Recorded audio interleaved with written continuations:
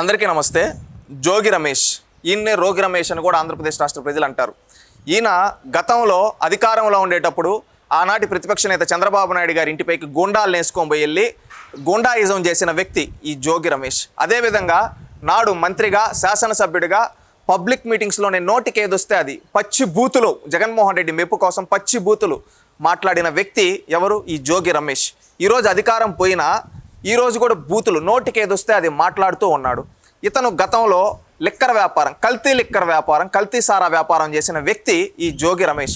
గతంలో ఒక బడుగు బలహీన వర్గాలకు సంబంధించి ఒక అమర్నాథ్ గౌడ్ చనిపోతే అతని విషయం పైన స్పందించమని అడిగితే ఇక్కడ కులాలు ఎందుకు వస్తాయి, అతను ఎవరో చచ్చిపోయిన అతనికి దీనికి కులానికి ఏం సంబంధం అని ఈ విధంగా ఒక అమాయకుడు చనిపోతే ఆ రోజు కులాన్ని తేవద్దు అని చెప్పి మాట్లాడిన ఇదే జోగి రమేష్ ఈ రోజు ఏం మాట్లాడుతూ ఉన్నాడు తెలుసా?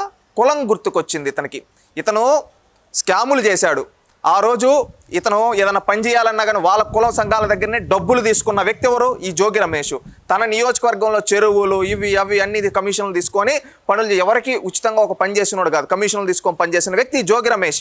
ఈరోజు తాను చేసిన తప్పులకి తనకు శిక్ష పడుతుంటే అమాయకంగా కులం కార్డు తీస్తున్నాడు. ఒకటి గుర్తుపెట్టుకోండి జోగి రమేష్ గారు, మీరు తప్పులు చేసేటప్పుడు మీ కులం గుర్తుకు రాదు.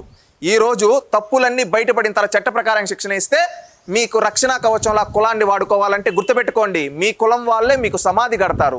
మీరు 5 ఏళ్ళు అధికారంలో ఉండేటప్పుడు మీ కులం వాళ్ళకి ₹1 మంచి పని చేయలేదు కానీ ఆ రోజు వాళ్ళని వేధించారు. కానీ మీ కులానికి ఒక చిన్న పిల్లోడు చచ్చిపోతే చర్యలు తీసుకోకపోగా ఎట్టబడితే అట్ట మాట్లాడావు. గతంలో లిక్కర్ జంగారెడ్డిగూడెంలో, తాడేపల్లిగూడెంలో ఇక్కడ ఒక ఇష్యూ జరిగితే కల్తీ లిక్కర్ చనిపోతే వాళ్ళ ఇంట్లో వాళ్ళు కూడా ఏడవటం లేదు. మీరెందుకు ఏడుస్తారంటే ఒక ఆడబిడ్డల మాంగళ్యాలు తెగిపోయి ఉంటే వాళ్ళ తరపున ఆ రోజు ప్రతిపక్షంలో ఉండే వాళ్ళు మాట్లాడుతుంటే వాళ్ళ ఇంట్లో వాళ్ళే ఏడవటం లేదు, నువ్వెందుకు ఏడుస్తున్నావు అని చెప్పి ఈ విధంగా వ్యంగ్యంగా మాట్లాడింది మీరే.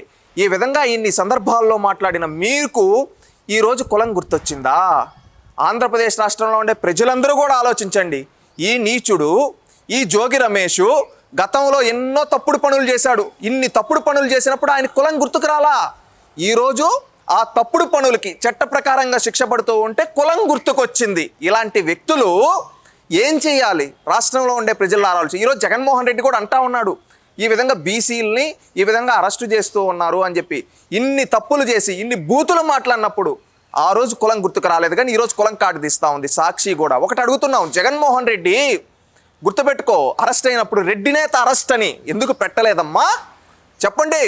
ఈరోజు సమాజంలో ఒక సామెత ఉంది, గుణం లేని పాలకుడు కులం గొడుగు పడతాడు అని. ఆ విధంగా గుణం లేని జగన్మోహన్ రెడ్డి, గుణం లేని సాక్షి మీడియా, గుణం లేని వైసీపీ వాళ్ళు తప్పులన్నీ చేసి వాళ్ళ తప్పుడు గుణంతో ఈరోజు గుణం లేదు కాబట్టి లాస్ట్కి ఏం చేస్తూ ఉన్నారు? కులం కార్డు పెట్టి సానుభూతి పొందాలనుకో. ఒకటి ఇక్కడ ఆంధ్రప్రదేశ్ రాష్ట్ర ప్రజలందరూ క్లియర్గా ఉన్నారు.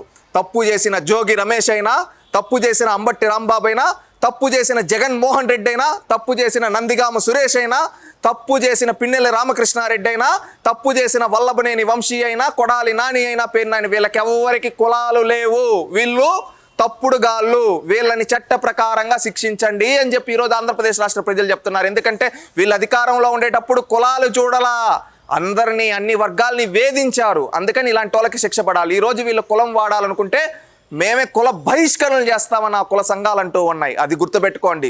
ఇకనైనా జోగి రమేష్ గారు చేసిన తప్పులకు ప్రాయశ్చిత్తపడండి.